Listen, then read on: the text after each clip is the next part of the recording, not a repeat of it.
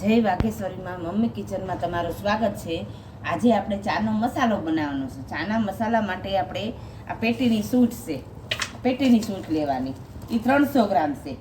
આ 300 ગ્રામ પેટીની સૂટ, આ 300 ગ્રામ પેટીની સૂટ છે તે આપણે અલગ કાઢી નાખી, એને જરા કચકચરી ખાંડીને પછી મિક્સરમાં ક્રશ કરી નાખવાની, એટલે આપણું મિક્સર બગડી ન જાય। હવે આપણે લેશું તીખા 200 ગ્રામ। આ તીખા 200 ગ્રામ, તીખા 200 ગ્રામ આપણે આમાં લોયામાં એડ કરી નાખીએ। આપણે બધી વસ્તુ એડ કરીને પછી જ આપણે દળવાનું છે। હવે લેશું આપણે 100 ગ્રામ ગંઠોડા। આ ગંઠોડા 100 ગ્રામ ગંઠોડા છે આ। પછી આપણે લેશું 20 ગ્રામ તજ। આપણે આ 20 ગ્રામ તજ છે। પછી લેશું આપણે 10 નંગ જાયફળ, 10 નંગ જાયફળ।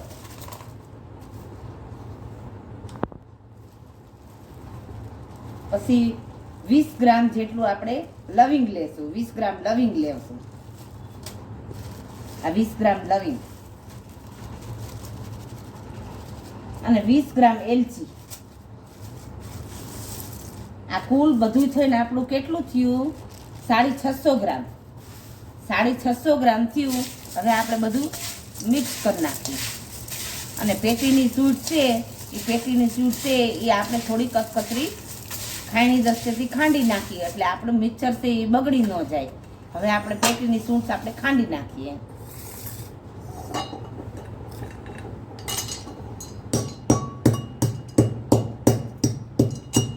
આપણે આ નાના નાના કટકા કરી નાખ્યા છે, આવી રીતના આપણે બધી સૂટના કટકા કરી નાખીએ, એટલે મિક્સરમાં આપણે ઈઝી પડે। અને આપણે જાયફળ છે એ જાયફળ થોડાક ખાંડી નાખવાના। જાયફળ તો એકદમ પોચા જ હોય, એ તો આપણે બધા ભાંગી જાય તરત જ તે, પણ તોય આપણે કરી નાખવું સારું।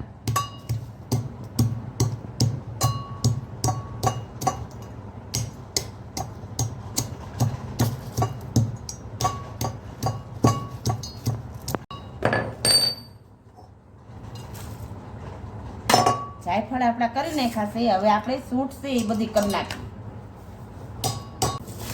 લો, આપણે બધી સૂટ થઈ ગઈ છે।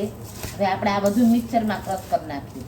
આ મિક્સરમાં ક્રશ કરી નાખ્યું એટલે ઈઝી પડે આપણને। સૂટ છે એ મિક્સરમાં ન કરાય આખી આખી, આપણું મિક્સર બગડી જાય।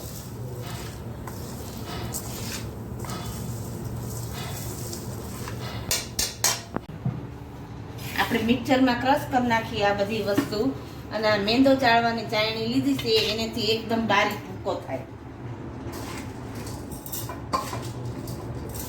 થોડુંક થોડુંક લેવાનું, એટલે આપણે દળાતા હળદીને થઈ જાય।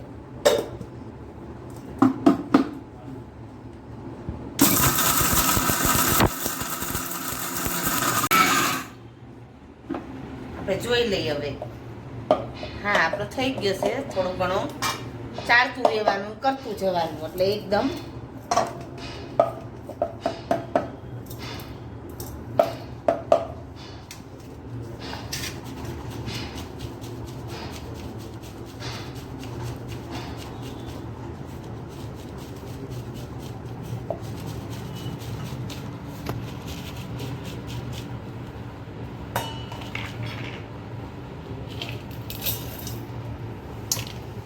થોડુંક ઈ કર્યું, થોડુંક આ પાછું નાખી, એટલે હારે હારે બધું થતું જાય। હારે હારે બધું મિક્સ કરી નાખવાનું, એટલે બધી વસ્તુ આવી જાય।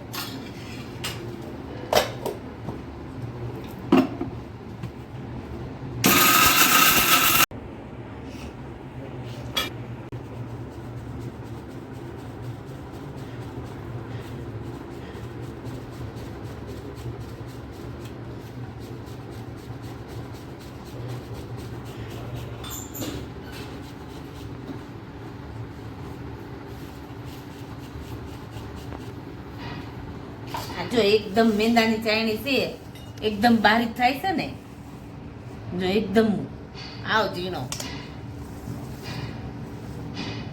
હવે આવી રીતના આપણે બધું ક્રશ કરી નાખીએ। હવે આપણે ચાનો મસાલો આપણે ચાનો મસાલો આપણો તૈયાર થઈ ગયો છે. જો એકદમ બધોય દળાઈ ગયો.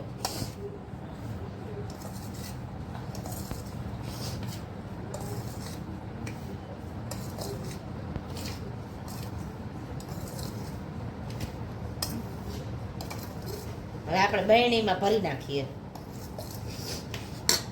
કાચની એક બરણી લેવાની, એમાં બધું ભરી દેવાનું.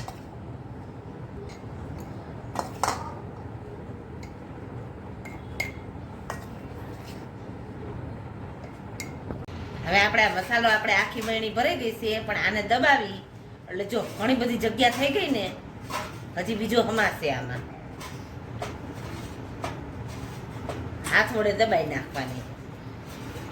આખી બરણી હતી, જો કેટલી બધી ઓછી જગ્યા થઈ ગઈ. હજી બીજો સમય હકે ને,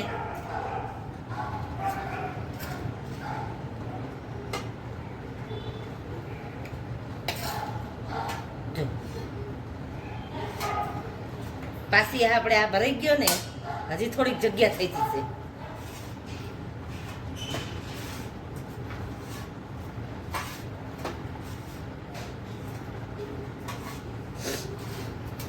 સમાયણું નહીં તો બીજી બોટલમાં આપણે ભરી નાખીએ.